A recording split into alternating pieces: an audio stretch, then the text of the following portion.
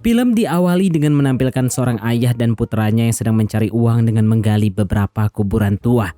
Menurut cerita orang di sana, tempat itu sangatlah angker dan berbahaya. Namun pernyataan itu diacuhkan oleh ayahnya yang bernama Yan King dengan alasan bahwa ia lebih baik modar dalam keadaan ketakutan daripada modar dalam keadaan lapar. Yan King lantas kembali melanjutkan aksinya. Namun tiba-tiba Yanzi putranya dikejutkan dengan kemunculan sebuah peti di depan matanya. Namun untungnya itu hanyalah halusinasi saja. Selang beberapa saat Yan King beres menggali dan ketika dibuka, ternyata di dalam sana pul berisikan perhiasan serta giok dan juga emas. Saat itulah kebahagiaan terpancar dari wajah mereka. Namun seketika wajah Yan King kembali berubah setelah tak sengaja menemukan sebuah bantal dari batu giok. Lantas Yan berpindah di dalam sebuah gubuk yang sangat tak terawat. Tiba-tiba terdengar suara rintihan seorang perempuan yang mana ternyata setelah dicek cakep banget. Yan King yang merasa kalau dia sanggup memberikan nafkahnya, ia pun berniat untuk mempusreng gadis itu. Yanzi putranya berusaha menyadarkan sang ayah. Namun karena sudah kepingin banget, Yan King pun tetap mempusrengnya. Namun baru juga secelup, ternyata itu hanyalah hayalannya saja. Dan Yan King sebenarnya masih berada di dalam peti. Yan King yang ketakutan pun segera pergi meninggalkan Yanzi. Lantas beberapa saat setelah mencari ke beberapa sudut, Yanzi pun melihat sang ayah yang tengah bersimpuh di tanah. Dan setelah itu ternyata Yan King ini sudah dalam keadaan cangcurupan. Singkat cerita 40 tahun kemudian berlatar di sebuah gedung tua. 3 orang pelancong terlihat tengah beristirahat di sana. Lantas seorang warlock berbincang dengan seorang pelancong yang ternyata berprofesi sebagai tukang kunci. Kita sebut saja namanya Pak Kunceng. Mereka bertiga berencana untuk pergi ke makam kuno. Namun pedagang ini pun menceritakan kejadian seperti di awal film tadi dan menegaskan pada si Kunceng untuk jangan pergi ke makam kuno tersebut.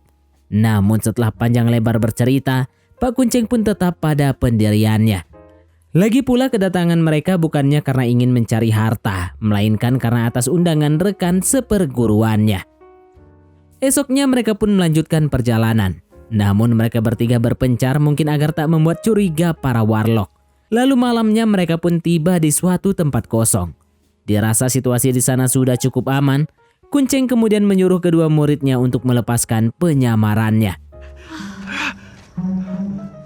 Ya, gadis ini bernama Yunhan, sementara pemuda di sebelahnya bernama Wang. Mereka adalah saudara seperguruan dari dinasti Ming ternyata. Akhirnya setelah menunggu beberapa saat, orang yang mengundang mereka kemarin pun datang.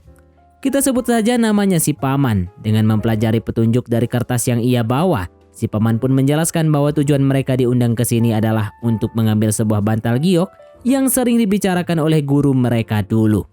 Bantal tersebut ternyata merupakan kunci masuk ke tempat harta utama yang berada di sekitar makam kuno tersebut. Dan diketahui harta tersebut dari peninggalan Mago.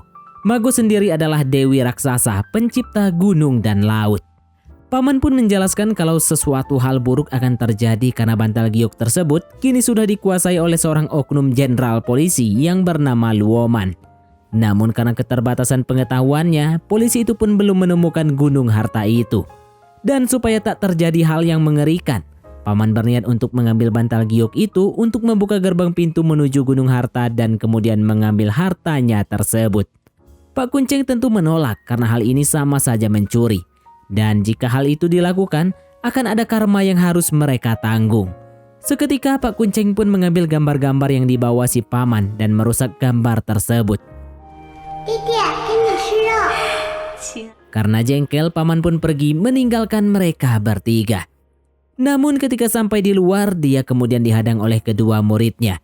Mereka menyampaikan permohonan maaf atas tindakan Pak Kunceng dan berinisiatif untuk membantu si Paman lantaran setuju dengan pendapatnya. Akhirnya malam itu juga kedua murid Pak Kunceng pun memutuskan untuk mengambil bantal giok di kediaman Luoman. Setibanya di sana, Yunhan kembali menggunakan teknik menyamarnya dengan menjadi seorang penjaga. Sementara di sisi lain, Wang bertugas untuk mengambil bantal giok tersebut dari atas. Gak lama dari situ, Yunhan akhirnya bisa memasuki ruangan dan terlihat sosok Luoman yang sedang berbincang dengan seorang pria asing. Mereka pun membicarakan peluang-peluang untuk bisa mendapatkan harta peninggalan Mago. Luoman pun menyiapkan beberapa meriam agar harta peninggalan Mago bisa dengan mudah dibuka. Dan dari hasil penemuannya nanti, Luoman akan menjualnya kepada pihak asing ini. Mendengar itu, Yunhan yang sedang menyamar pun merasa benar-benar kaget. Di sisi lain, terlihat Wang yang sudah berhasil masuk ke ruangan peti. Ia melihat sebuah rantai yang mengikatnya. Karena merupakan tukang kunci, Wong dengan santuinya ia pun membukanya. Dan hal itu seketika membuat bantal gioknya menyala. Lantas sesaat kemudian seorang ajudan memberitahukan bahwa bantal giok milik Luoman menghilang. Luoman pun kaget dan menyuruh semua orang untuk turut mencarinya. Lantas di sebuah sudut mereka pun harus berhenti karena tak menguasai lokasi. Hingga akhirnya mereka jadi terpojok. Beruntungnya sang paman datang di waktu yang tepat sehingga mereka bisa berhasil keluar dari sana.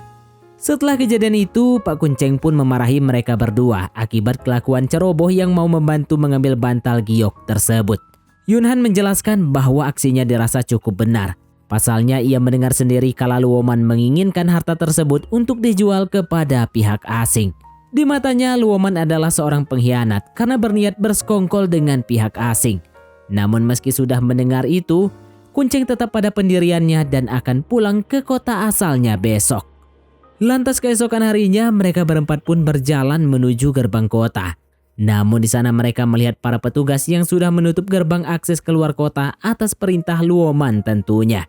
Sempat terjadi perdebatan antara warga dan petugas sampai-sampai Luoman tega menjidor salah seorang dari mereka yaitu si Pak Pedagang yang kemarin sempat berbincang dengan Pak Kunceng. Melihat itu Pak Kunceng pun langsung tersadar kalau Luoman ini adalah orang yang berbahaya. Dan pada akhirnya ia pun memutuskan untuk tak jadi pulang dan memilih untuk mencari harta peninggalan Mago tersebut. Mereka pun kembali ke bangunan yang semalam. Di sana terlihat sebuah peralatan milik mendiang gurunya yang akan dipergunakan guna mencari harta karun Mago nanti malam. Lantas malam harinya, terlihat mereka yang sudah melakukan perjalanan dan setelah berjalan cukup jauh, mereka pun beristirahat di tengah hutan sambil menunggu titik bulan berada tepat di tengah-tengah. Sembari mengisi kekosongan, Wang pun mulai berbicara dengan si paman mengenai asal-usul legenda harta itu.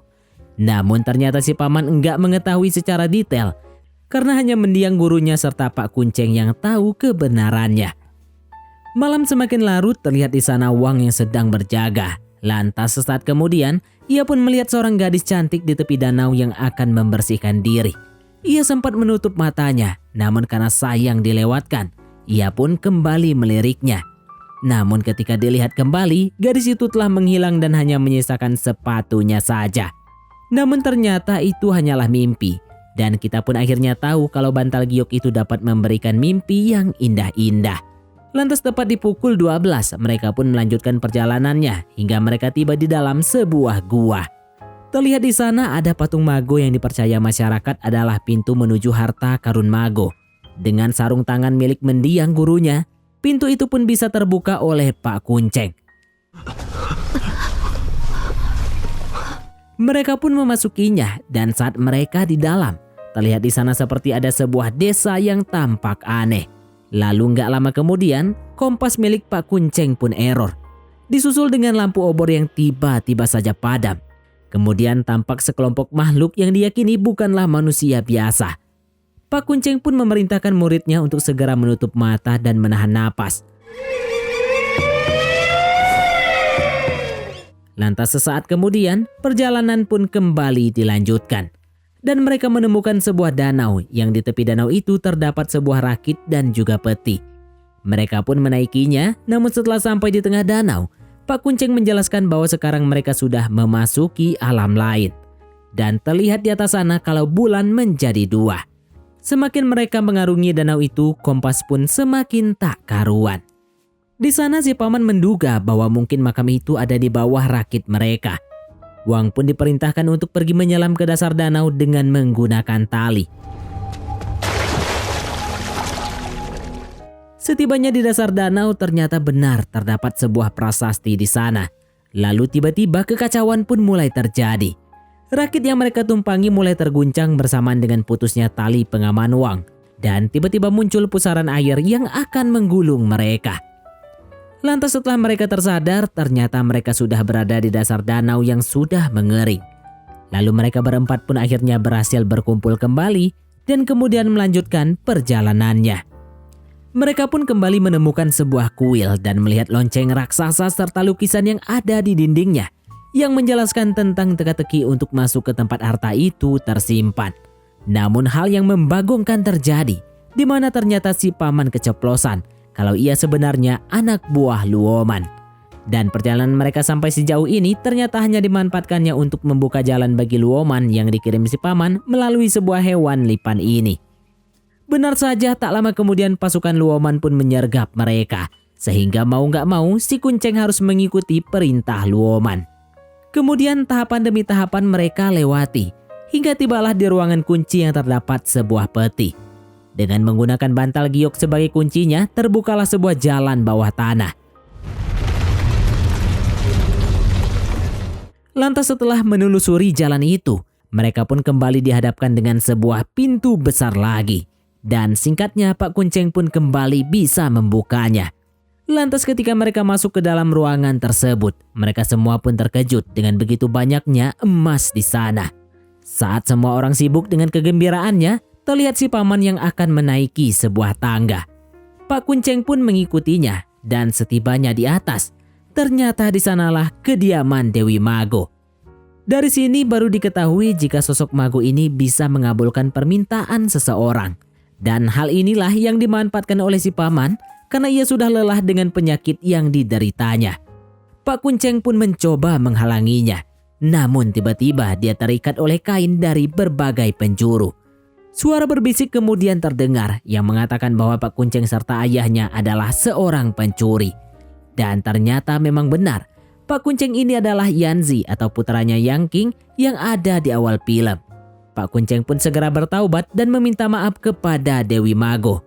Lantas muncullah sosok Mago yang asli. Di waktu yang sama untungnya kedua muridnya tiba. Dan dengan bantuan keduanya mereka pun berhasil mengalahkan Mago.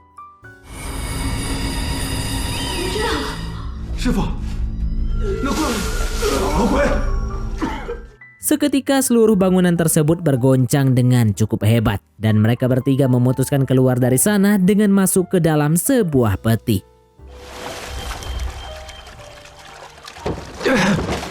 Di sisi lain, Luoman yang penasaran dengan cahaya yang ia lihat malah terpaku bersama seluruh prajuritnya.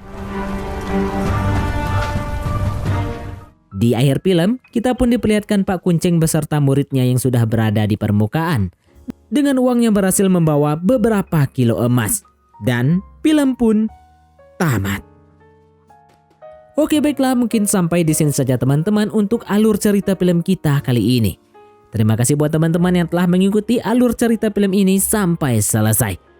Sekian dari Mimin, sampai jumpa di konten berikutnya.